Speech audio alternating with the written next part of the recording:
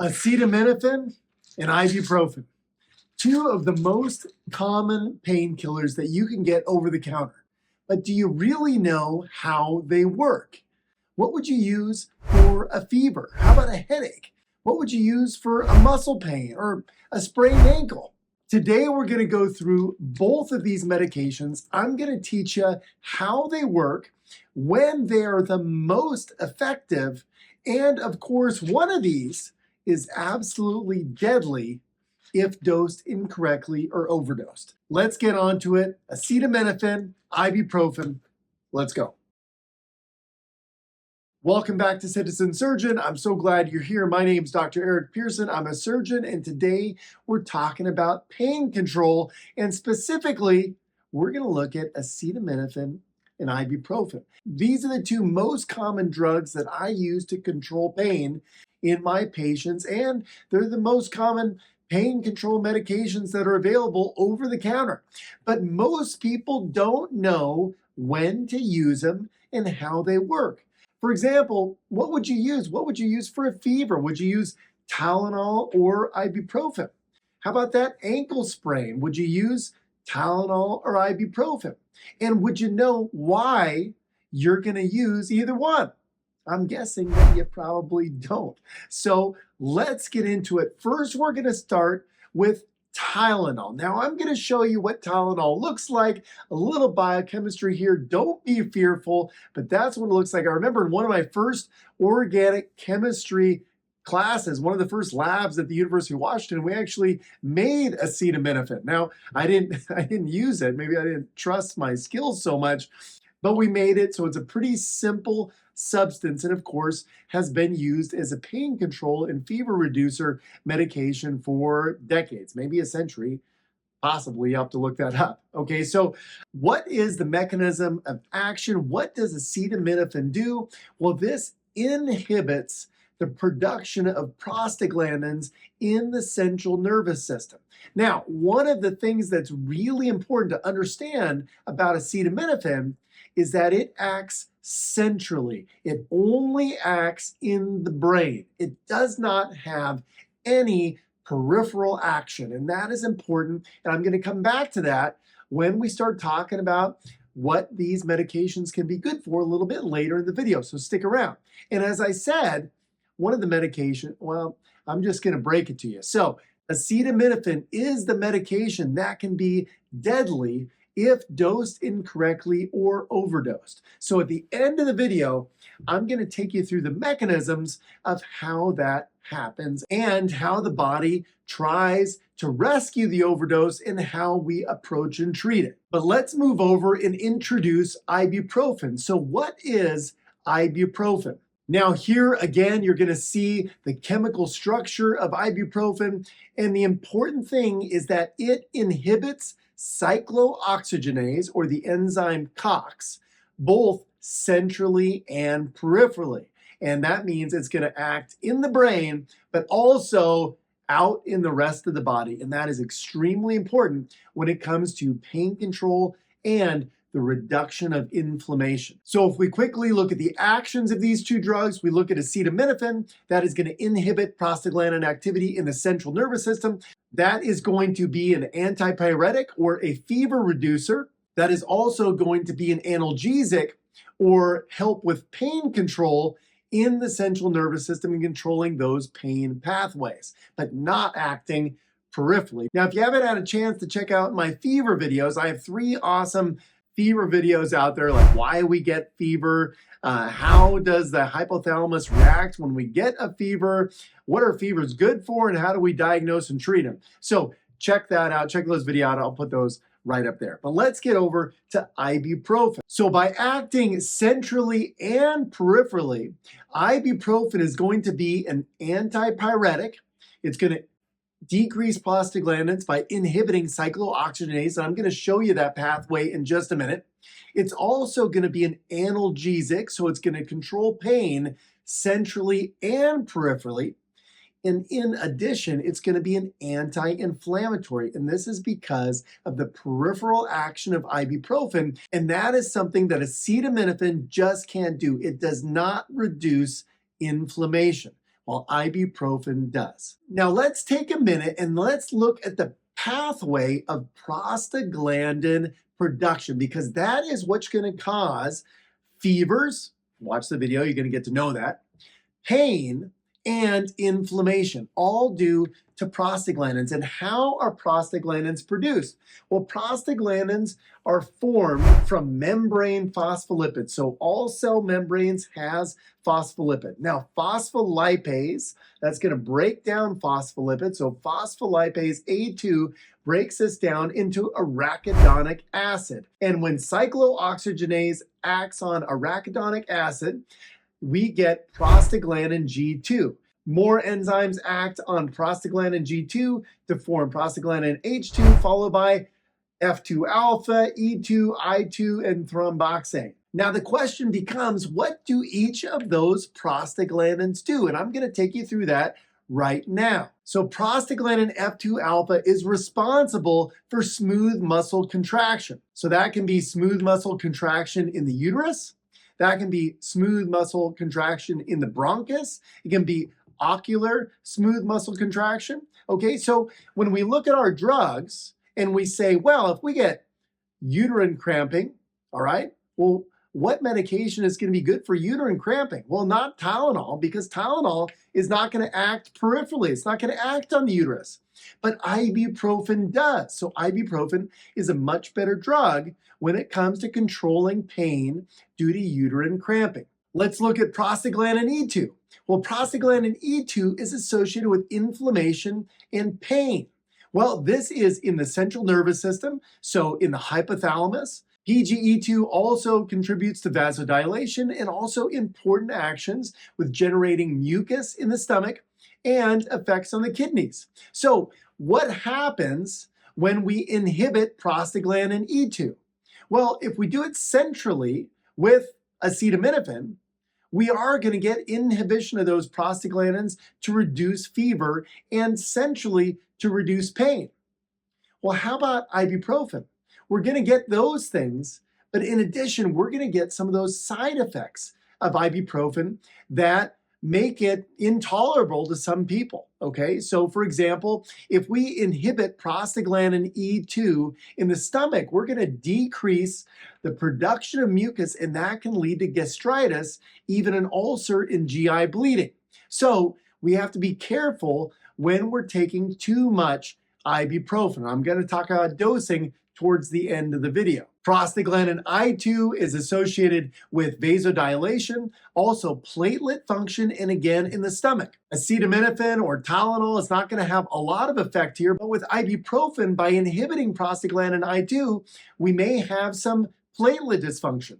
Well, this also is going to reduce that mucus production from the stomach. So that can contribute to the side effects of gastritis or GI bleeding that we see with ibuprofen. And then finally, thromboxane A2. This is also produced down the prostaglandin pathway. Centrally, we're not going to see much effect here with acetaminophen, but peripherally, we could have some platelet dysfunction associated with this. Now, that's why some surgeons, specifically spine surgeon, orthopedic surgeons, may not want ibuprofen to be used during and after spine surgery, during or after joint surgery, because of that increased risk of bleeding. So acetaminophen acts centrally, and that's going to have particular effects. But ibuprofen acts both centrally and peripherally, so that is going to have not only good effects when it comes to reducing pain, reducing fever, reducing inflammation, but we're going to have some side effects, specifically in the stomach and on the kidney, where it can cause GI bleeding and even kidney injury if taken too long or in excess doses, or in people that have risk factors for intolerance of ibuprofen, and we're going to talk about that. Now, what you've been waiting for. Now, I'm a doctor, but I'm not your doctor, and this is not medical advice, it's medical education. So if you have questions about your health, make sure that you talk to your physician or your health professional. But I do want to teach you when acetaminophen is good and when ibuprofen is good. I also want to teach you when they're not good. Okay, let's talk about the contraindications. So let's look at acetaminophen first. What are the major indications for acetaminophen? Well, one is a fever reducer. Now, as you'll learn from those fever videos, fevers start in the central nervous system. So acetaminophen is very effective in reducing the prostaglandins that promote fever. It's also good for mild to moderate pain as it decreases the central responses to pain. It's good for osteoarthritis. Patients with osteoarthritis often need long-term pain control, and unfortunately, because of the side effects of ibuprofen, it is not the best long-term pain medication, but Tylenol is well tolerated. Also, for surgical pain, I'll often dose my patients preoperatively and give them Tylenol preoperatively so that they have a nice blunted pain response and better pain control postoperatively. That's part of what surgeons utilize as an ERAS protocol, or enhanced recovery after surgery. I can do a talk on that in the future. If you're interested, if you are, definitely leave a comment below. Acetaminophen can also be used as combination therapy, and this is where overdose and incorrect dosing is really important. So if you're prescribed something like Lortab or something like Norco, that's a combination of an opioid and acetaminophen. So it's important, if you are prescribed one of those, that you don't take additional acetaminophen to control pain. You need to contact your health professional, because that can result in an acetaminophen overdose, and that can be deadly. Acetaminophen is generally preferred over NSAIDs in patients that have had sensitive stomachs, a history of GI bleeding, a history of kidney disease, but certainly needs to be used with caution in patients with liver disease or chronic alcoholism, or a few other things that I'm going to mention in that overdose section towards the end of the video. When should we avoid acetaminophen? We should avoid acetaminophen in patients that have liver disease or liver failure, patients with chronic alcoholism and associated liver disease, severe kidney impairment. Typically, NSAIDs are avoided in patients with kidney impairment, but if the kidney disease is severe enough, we would suggest avoiding acetaminophen as well. And finally, we want to avoid acetaminophen in somebody that has obviously an allergy to it, somebody that has prolonged fasting. Prolonged fasting can increase the cytochrome 2E1 that produces the NAPK, and I'm going to talk about that. That's a toxic metabolite of acetaminophen breakdown. So we want to avoid acetaminophen in patients with prolonged fasting. And then, as I mentioned, we want to avoid it in patients that are using other medications, flu medications, pain medications, that may also have acetaminophen in them, so that we don't overdose. So the indications for ibuprofen would be mild to moderate pain, especially musculoskeletal pain and inflammation. It can be used short-term in patients with arthritis for pain relief. Tension headaches and mild migraines can be effectively reduced and controlled with ibuprofen. Menstrual pain and dental pain are very effectively managed with ibuprofen. Fevers are also effectively managed with ibuprofen, and the control of that fever may be even longer than that with acetaminophen. And post-operative pain. So almost every patient that does not have a contraindication for using ibuprofen, I'll recommend it, as it provides excellent post-operative pain control. So when is ibuprofen better than acetaminophen with control of pain? Well, in inflammation-related pain, it's much better. So a muscular injury or a sprained ankle where there's associated inflammation. Also, short-term for arthritis, ibuprofen can be particularly effective. It's also better at controlling uterine cramps or menstrual pain. Remember that prostaglandin F2 alpha, if we knock that out peripherally, we're going to reduce the amount of uterine contractions and menstrual cramping. Also, it is better for post-surgical pain. And I found this particularly, we'll use Toradol or Ketorolac, which is an IV ibuprofen, and it is like magic for pain control post-operatively. Of course, this is in patients that don't have contraindications, that don't have severe kidney disease, and are of the appropriate age. And I'm going to talk about dosing here in just a few minutes. When would I prefer using acetaminophen over ibuprofen? Generally in patients that have sensitive stomachs, a history of GI bleeds, any intolerance to NSAIDs. Remember, ibuprofen is an NSAID or a non-steroidal anti-inflammatory drug. I would also want to use acetaminophen, preferably in patients with kidney impairment, because ibuprofen and NSAIDs can be quite harmful to the kidneys. Well, what are the contraindications to ibuprofen use? There's actually quite a list here, and it's really important to understand this. The first would be a history of GI bleed or GI perforation. Okay, so if that's happened, we don't want to be using NSAIDs or ibuprofen, which is one of them. Second is kidney impairment, so chronic kidney disease, or in patients that are dehydrated or hypovolemic. We want to avoid ibuprofen use to avoid damaging those sensitive kidneys. We want to avoid ibuprofen in patients with a history of cardiovascular issues. So if we've had heart failure or a previous myocardial infarction, NSAIDs can promote fluid retention and can be harmful in these patients. Of course, we want to avoid NSAIDs and ibuprofen in patients that have an allergic reaction to them or a hypersensitivity to them. This can even manifest as asthma in some patients. When it comes to pregnancy, specifically the third trimester, we want to avoid ibuprofen and NSAIDs because it can lead to premature closure of the ductus arteriosus. So that's a communication between the descending aorta and the pulmonary artery. Normally causes very effective shunt in the fetus, and we don't want this to prematurely close. Finally, we want to avoid NSAIDs and ibuprofen specifically in patients with severe liver disease. NSAIDs can make that even worse.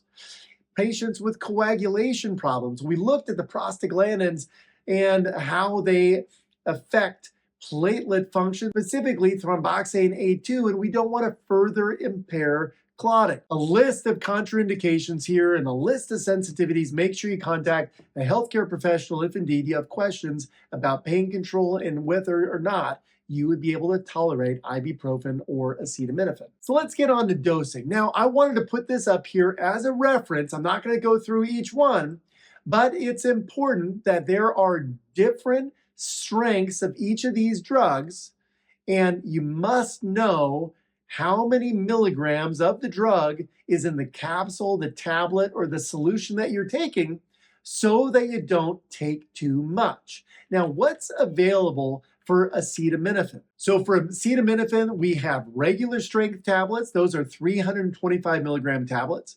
We have extra strength tablets. That would be 500 milligrams, right? That would be that one right there. And we also have extended release acetaminophen. So depending on which acetaminophen you have or you're giving to a patient, you must know which one it is so you can appropriately dose it. Now, I'm not going to go through each of these, but in general, we want to avoid anything more than 4 grams or 4,000 milligrams of acetaminophen daily. And we want to stay under that or well under that to avoid any potential overdose.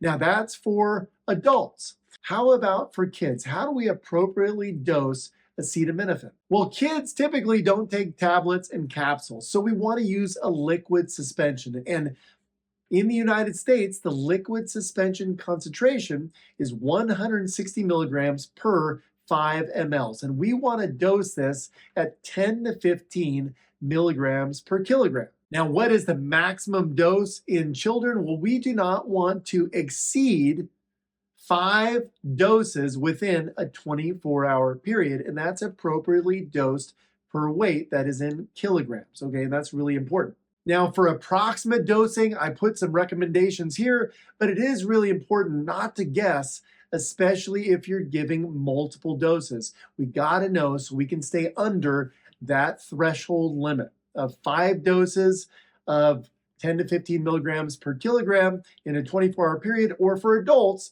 4,000 milligrams. We need to stay under those 2 thresholds. Let's go to ibuprofen. So how is this dosed? Well, let's look at the tablets that we can get. Now, for over-the-counter use, using without a health professional's guidance, the maximum single use should be 400 milligrams, barring there's no contraindications, okay? And the maximum daily dosage should be no more than 1,200 milligrams. Now, if you're taking this under a physician's guidance, then that might change, but that is an excellent reference to keep it nice and safe, prevent GI bleeding, prevent kidney impairment. Now, for children, again, there's a liquid suspension, and ibuprofen comes at 100 milligrams per 5 mLs, okay, 5 milliliters. And so I put some approximate doses here, but we want to avoid anything more than 40 milligrams per kilogram in a 24-hour period. Now, let's talk about overdose. And as I said, this one here, acetaminophen, if dosed incorrectly or overdosed intentionally, can lead to severe liver injury and death. And why does death happen? Death happens because of acute hepatic or liver impairment that often can only be rescued with liver transplantation. Now, I'm going to teach you a little bit about how acetaminophen overdose is treated, because it can be treated medically, but if there's too much liver injury, then liver transplant is the only option for survival. So how does it cause liver injury? Well, this has to do with how acetaminophen is metabolized once it's ingested into the body. I'm going to take you through this cartoon, which is going to show you how acetaminophen is metabolized. So first, conjugation is the metabolism of greater than 90% of acetaminophen that's ingested. Now, we don't have to go through all the biochemistry, but conjugation of acetaminophen leads to glucuronide and sulfate conjugates that are soluble and excreted by the kidney in the urine. Now, that's greater than 90% of the acetaminophen that's ingested. Now, 2% is not metabolized and just passes from the bloodstream through the nephron into the urine and is excreted. Well, how about that extra 5 to 9%? Well, that 5 to 9% of acetaminophen, when it is ingested, is processed, is metabolized by the cytochrome 2E1. Now, that produces NAPQI. And NAPQI stands for N-acetyl P-benzylquinone, and that is extremely toxic to the liver. Well, there's a mechanism to get rid of NAPQI, and this is really important, and this is why we can take acetaminophen without any liver injury. Now, when NAPQI is produced by the metabolism of acetaminophen, glutathione present in the body acts on NAPQI to produce cysteine and mercaptopuric acid, which are also excreted by the renal system. How do we produce glutathione? We produce glutathione by N-acetylcysteine. Now, eventually, if too much acetaminophen is ingested, we run out of glutathione and can no longer metabolize NAPQI, which is that toxic byproduct, and that is what leads to hepatic necrosis. So again, that's why it's really important to stay in those therapeutic dosing ranges, and of course, avoid acetaminophen in patients with contraindications to it. And we talked about those a little bit earlier. Now, let's say we do have an acetaminophen overdose. What do we do? So I'm going to talk about a few things, and I'm going to show this graph right here. So this is the Rummock-Matthew graph. We have the Rummock-Matthew line there. I'm going to tell you what that is. So important is the initial assessment. So airway, breathing, circulation. We want to note the time of the ingestion, and that's critically important. If the ingestion is within 1 to 2 hours, we can give activated charcoal to limit the absorption of acetaminophen by the GI tract. And then as we're resuscitating the patient, we want to draw an acetaminophen level from the blood. Now, if it's an unknown time of ingestion, then we just want to draw and get a level.